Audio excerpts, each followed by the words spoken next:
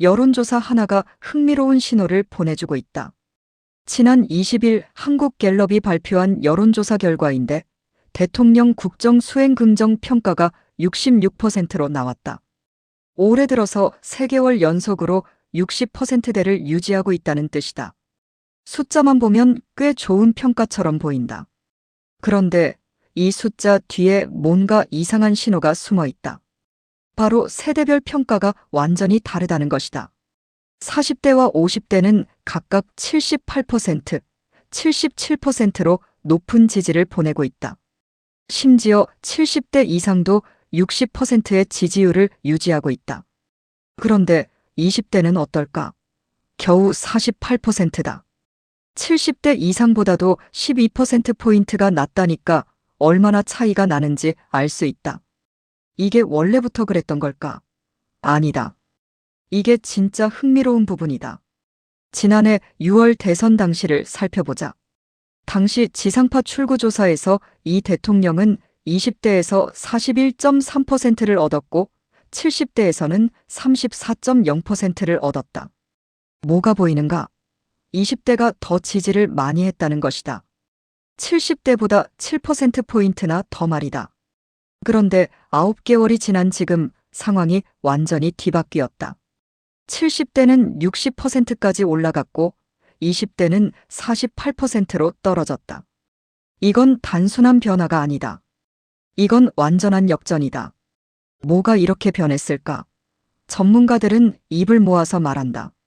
현 정부의 정책 기조에 대한 인식 차이가 가장 크다고 한다. 지금 정부가 중심을 두고 있는 정책이 뭔지 보면 알 수 있다. 민생회복지원금, 농어촌 기본소득 같은 현금 복지 정책들이다. 이 정책들이 누굴 위한 것인지 생각해보자. 노년층에게는 어떻게 보일까? 직접적인 현금이 들어온다는 것이다. 혜택이 명확하다. 그래서 만족도가 높을 수밖에 없다. 그런데 20대는 다르다. 20대가 고민하는 것은 현금 몇 푼이 아니다.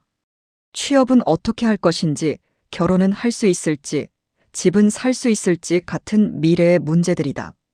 근데 정부가 내놓는 정책 기조는 지금 이 순간의 복지를 확대한다는 것이다. 20대 입장에선 뭐가 와닿을까? 당연히 부정적이다.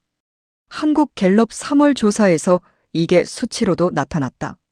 현 정부의 복지 정책을 긍정평가한 20대는 38%다. 전 연령대 중 가장 낮다. 노동 정책도 마찬가지다. 20대는 33%로 평가했다. 역시 최저다. 이게 단순한 불만이 아니라는 것을 알려주는 것이 뭐냐면 20대가 실제로 겪고 있는 경제 현실이다. 청년 고용률을 보자. 2024년 2분기부터 지금까지 8개 분기 연속으로 떨어지고 있다. 왜일까? 주력 업종들이 부진하고 있고 AI가 확산되면서 일자리들이 사라지고 있기 때문이다.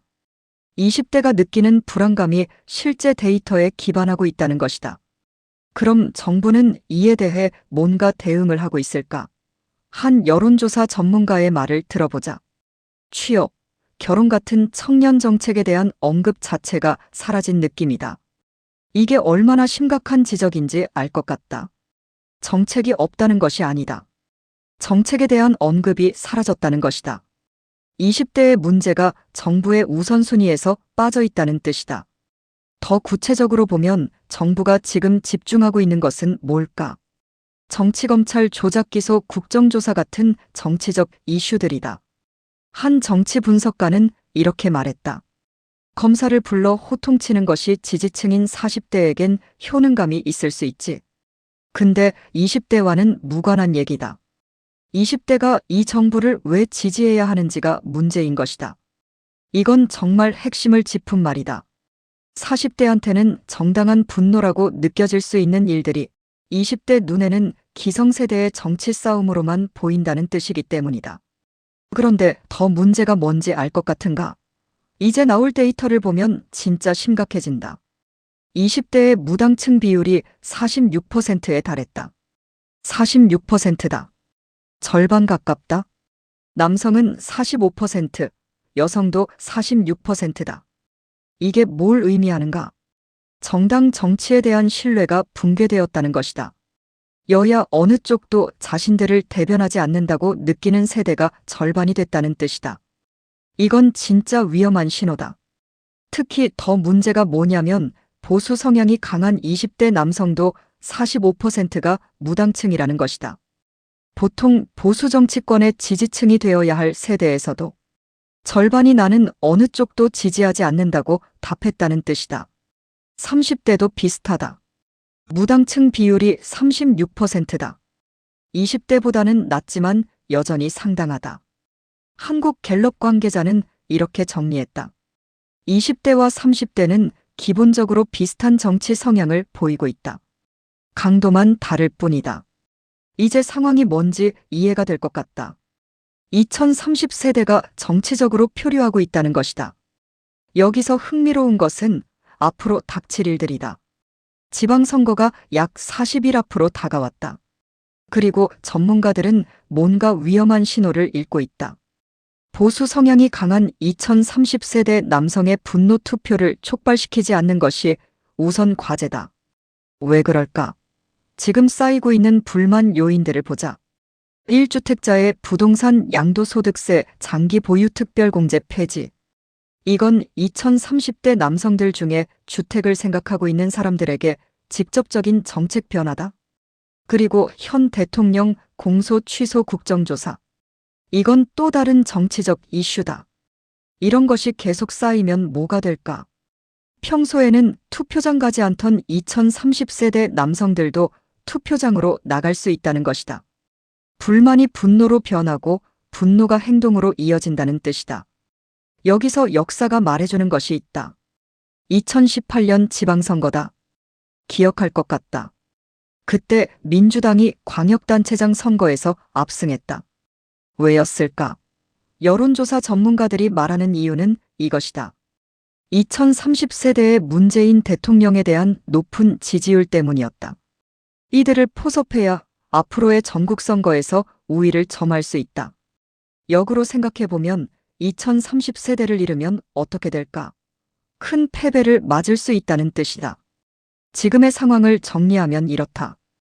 2030세대 무당층은 40% 이상이다. 20대 현 정부 지지율은 48%다. 명확한 정책적 소외감이 있다. 그리고 쌓이는 불만 요인들이 있다. 이것은 향후 지선, 총선, 대선에 영향을 미칠 수 있는 진짜 중요한 변수다. 결국 이것이 뭘 이야기하는 것인지 생각해보자. 현 정부의 전체 지지율 66%는 높은 수치다. 맞다. 그런데 이것은 전체 그림의 일부일 뿐이다. 진짜 전체 그림은 이렇다. 노년층은 높은 지지로 정부를 밀어주고 있다. 근데 20대는 심각하게 이탈했다. 2030세대는 정치적으로 관심을 잃고 있고, 그래서 무당층이 급증하고 있다.